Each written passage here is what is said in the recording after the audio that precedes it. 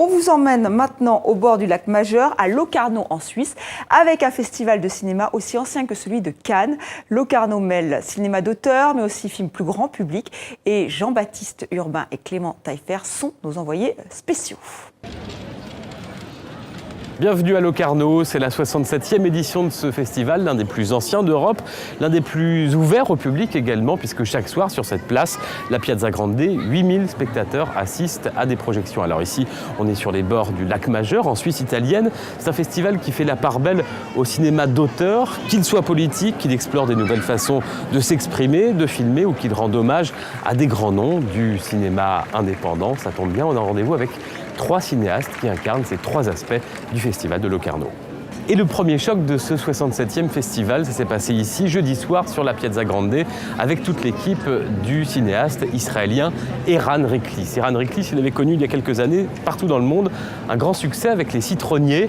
Il revient avec un film bouleversant, Dancing Arabs. C'est l'histoire d'un jeune arabe israélien, issu donc de la minorité arabe en Israël, de l'enfance jusqu'à la vie de jeune adulte. Il arrive dans un lycée prestigieux à Jérusalem, car il est brillant, et il va connaître les humiliations, la haine, mais aussi l'amitié et l'amour. Et dès le plus jeune âge, ce garçon va s'interroger sur son identité. Allez. أبا شلي بنات. برافو حنين. أبا شلي بوعال كتير. برافو قيصر. مساخ. ايش؟ مساخ. ابا. عبيد مساخ. برافو اياد. أبا شلي عبيد مخبل. واقف وعيد وراي. ابا عبيد كتيف. أبا عبيد مخبل.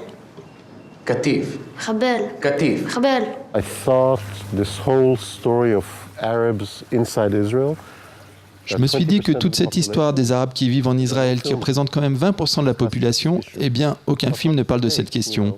Et je me suis dit, j'ai beaucoup abordé les relations entre Juifs et Arabes, mais là, c'est encore autre chose, nouveau et intéressant. Premier point.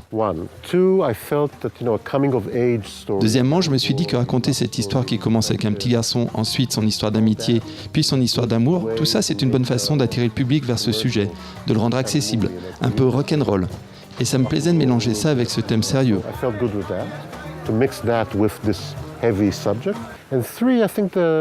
Et troisièmement, je pense que la question fatale de l'identité, de la crise d'identité, où vais-je, que fais-je et comment, ça m'a toujours beaucoup passionné. הייתה לי שיחה עליך עם אמא שלי לפני כמה זמן. אז למה לא סיפרת לי? לא יצא. זאת אומרת, מה זה עליך?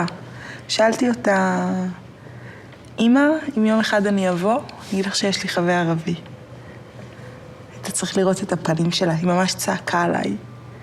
נומילה, תגידי לי שאת לסבית, תגידי לי שאת מכורה לסמים, תגידי לי שיש לך סרטן, אבל שלא יבוא יום שתגידי לי שיש לך חבר ערבי. טוב, זה לא מפתיע. Autre cinéma, autre cinéaste. À 48 ans, Hervé Pierre Gustave, dit HPG, est l'un des piliers du cinéma classé X en France. Mais depuis une dizaine d'années, HPG réalise également des films plus traditionnels. Dans Fils 2, son 3e long métrage qui est présenté ici à Locarno, HPG s'interroge sur la paternité aux côtés de sa compagne, également sur son métier pas tout à fait comme les autres. Et puis c'est un film qui est en permanence entre la réalité et la fiction. Qu'est-ce qui est vrai? Qu'est-ce qui est faux? Oui, c'est pour que tu viennes, Lenny, on rentre à la maison. Tu veux pas rentrer? T'as dit non? Tu parles maintenant? Il n'y a pas plus de grande force narrative, fictionnelle, tout ce qu'on veut, que de tourner la caméra vers son enfant qui s'élève la première fois, plutôt que de chercher à faire des univers factices. Donc le déclic est venu vers là, il dit tourne la caméra vers ce qui est important pour toi, puisque je serai toujours dans une sorte d'autofiction, on ne doit pas savoir ce qu'est la réalité ou la fiction, donc le bonheur était juste derrière moi, et donc j'avais pas besoin de me projeter dans d'autres histoires. J'ai qu'à déjà filmer l'innocence de ces 2 petits êtres. J'ai un métier pas facile qui peut-être plus tard les fera montrer du doigt ou que peut-être eux-mêmes auront du mal à assumer. Donc je me pose la question et j'essaye d'y répondre et peut-être que eux, en voyant le film, ils se diront qu'au moins leurs parents se posaient la question avec intensité. Voilà. Mais t'es complètement taré là. Mais t'es dingue, Hervé. Va te laver les mains, s'il te plaît, là. veux que ça soit ça, il faut que tu rentres avec Joe. Même si c'est un peu de nous, mais je me sens extérieure parce que je me vois comme un personnage dans le film. Donc ça m'a beaucoup plu. Finalement, la globalité du film m'a beaucoup plu. Et l'enchaînement des scènes, justement, entre l'univers du porno et l'univers de la cellule familiale me plaisait aussi, parce que j'avais peur de ça, de voir comment le monteur et Hervé allaient pouvoir passer d'un monde à l'autre. Et j'ai trouvé que c'était très cohérent et qu'au contraire, on comprend qu'un homme peut faire ce métier et à côté avoir une vie tout à fait normale. Comment, avec toute la gentillesse et la sensibilité que tu vas me dire qu'il faut qu'enfin j'aille me coucher et rejoindre les miens parce que... T'arrives pas à t'arracher tout seul? La journée était longue. Elle aussi, depuis plus d'un demi-siècle, mêle dans son cinéma réalité et fiction. D'ailleurs, elle a intitulé l'un de ses films « Documenteur ». À 86 ans, Agnès Varda est à Locarno pour recevoir la distinction suprême, un léopard d'honneur pour l'ensemble de son œuvre.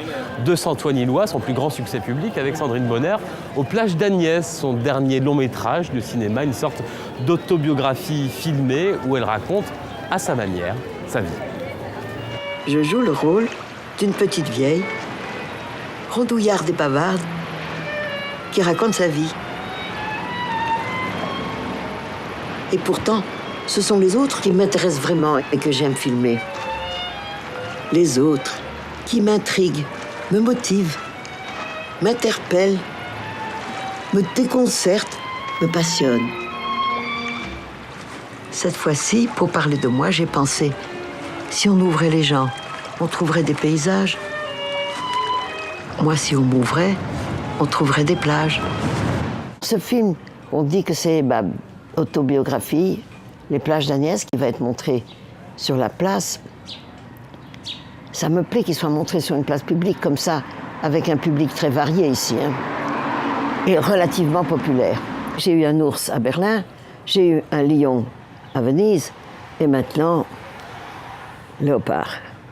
Et une fois, j'avais gagné, je crois, un chien aux îles Canaries. Bon, alors, c'est quand même plus amusant des animaux que des statues bizarres. Mais ça fait partie du jeu.